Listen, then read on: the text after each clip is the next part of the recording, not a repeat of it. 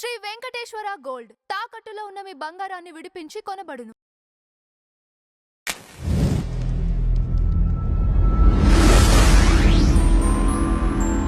Sir నమస్తే sir. నమస్తే. Sir అసెంబ్లీకి వెళ్ళొద్దని వైసీపీ నిర్ణయం తీసుకోవటం పైన మీ అభిప్రాయం ఏంటి సార్? ఇది 2 సంవత్సరాలుగా చేస్తున్నదే వాళ్ళు. హ్మ్. ఇక్కడ ఒకటేంటంటే వాళ్ళు అసెంబ్లీకి రావటానికి ఇన్ఫీరియర్‌గా అంటే ఒక రకంగా భయపడుతున్నారు. హ్మ్.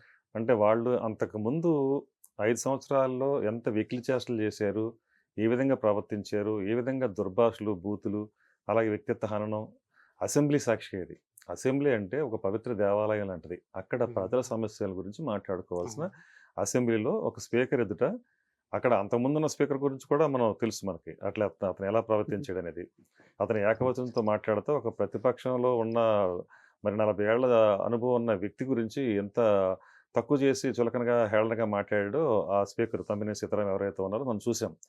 సో, అవన్నీ వాళ్ళకి గుర్తున్నాయి. ప్రజలకి కూడా గుర్తున్నాయి. ఎందుకంటే ఆ ఒక అసెంబ్లీలో ఏం మాట్లాడకూడదో అది మాట్లాడారు. ఏం మాట్లాడారో అది ఎప్పుడు మాట్లాడలేదు. హ్మ్. సో, అలాంటి నైజం ఆ పార్టీకుంది. ఇప్పుడేంటంటే ఈ రోజున ఇక వాళ్ళ ప్రతిపక్ష హోదా కూడా లేకుండా ఉంది కాబట్టి దాన్ని అడ్డం పెట్టుకొని ఆ సాకుని అది సాకు మాత్రమే. ఎందుకంటే నిజంగా ప్రజాక్షేత్రంలో ప్రజల సమస్యల గురించి వాళ్ళు పార్టీగా వాళ్ళు ప్రజల కోసం ఉన్నాము అనుకున్నప్పుడు ఏం చేయాలి?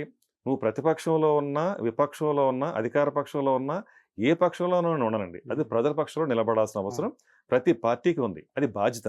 హ్మ్. ఎందుకంటే ప్రజాక్షేత్రంలో ఉన్నవాళ్ళు ఆ విషయాన్ని మర్చిపోకూడదు. మరి వీళ్ళెందుకు అలా చేస్తున్నారంటే వీళ్ళ ప్రజల గురించి వీళ్ళకి పట్టింపే లేదు. అధికారం ఒకటే వీళ్ళకి అవసరం. ప్రజలను అడ్డం పెట్టుకొని, ప్రజల ఓటు తీసుకొని అధికారంలోకి వచ్చిని ఆ 5 ఏళ్ళు వాళ్ళకి కావాల్సిన విధంగా దోచుకోవటం కోసమే ఆళ్ళు పార్టీగా ఇక్కడికి వస్తారు. అధికారంలోకి వస్తారు. వాళ్ళు దోచుకుంటారు ఎళ్తారు. ఇది ప్రజలకు అర్థమైపోయింది. ఇది వైసీపీ పార్టీ పుట్టుగడ ఎందుకొచ్చిందంటే దోచుకోవటానికి, దాచుకోవటానికి అనేది ఒక క్లారిటీ ఇచ్చేసాడు. ఆయనే ఇచ్చేసాడు. ఒక రకంగా చెప్పాలంటే. అలా ఇచ్చేసాడు కాబట్టి వాళ్ళ 11 సీట్లతో ఆయన కూర్చోబెట్టేశారు. అవును. సో, ఈ విషయం ఆయనకి అర్థం కావట్లేదు. ప్రజలకు అర్థమైంది. బానే అర్థమైంది. అందరికి అర్థమవుతుంది. ఇంకా ఇప్పటికి కూడా ఏమనుకుంటున్నాడంటే తను, మళ్ళీ అధికారంలోకి మేమే వస్తాం. మొదటి సంవత్సరం ఏమో ఒక సంవత్సరం కళ్ళు మూసుకున్నాం. ఇంకా 4 ఏళ్ళు కళ్ళు మూసుకుందాం.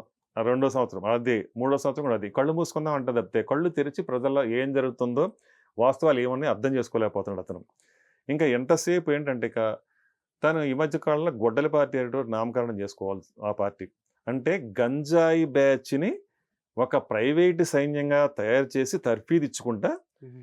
ఒక పార్టీని గొడ్డల పార్టీగా నామకరణం చేసుకొని నడిపిస్తున్న పార్టీ వైసీపీ పార్టీ అని ఇప్పుడు ప్రజలకు స్పష్టంగా అర్థమైంది. ఎందుకంటే మీరు ఎక్కడికైనా చూడండి, ఎక్కడికెళ్ళినా విధ్వంసమే.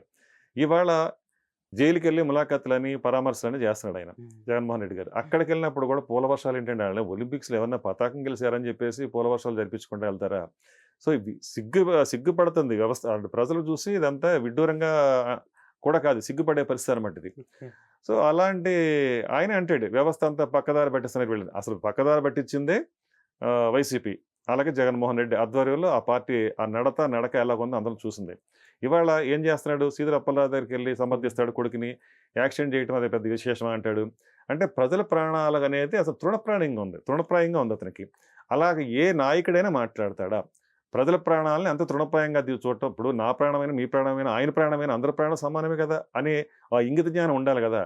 అలాగా ఎదుటాడు పోయాడు గాబట్టే 30 ఏళ్ళు కూడా లేవు, 40 ఏళ్ళు కూడా లేవు. అదేం హ్మ్. మాటలండి. ఇదంతా గూడా దారుణాతి దారుణంగా మాట్లాడతా ప్రజల మాన ప్రాణాలకు కూడా ఈ విధంగా అసలు లెక్క చేయకుండా ప్రవర్తిస్తున్న పార్టీ నాయకుడు జగన్మోహన్ రెడ్డి గారు. ఇది ప్రజలంతా గమనిస్తానే ఉన్నారు. సో, ఆల్రెడీ బుద్ధి చెప్పారు. మళ్ళీ తగిన సమయం వచ్చిన తర్వాత మరోసారి బుద్ధి చెప్పడానికి ఖచ్చితంగా వాళ్ళు ఎదురు చూస్తానే ఉంటారు.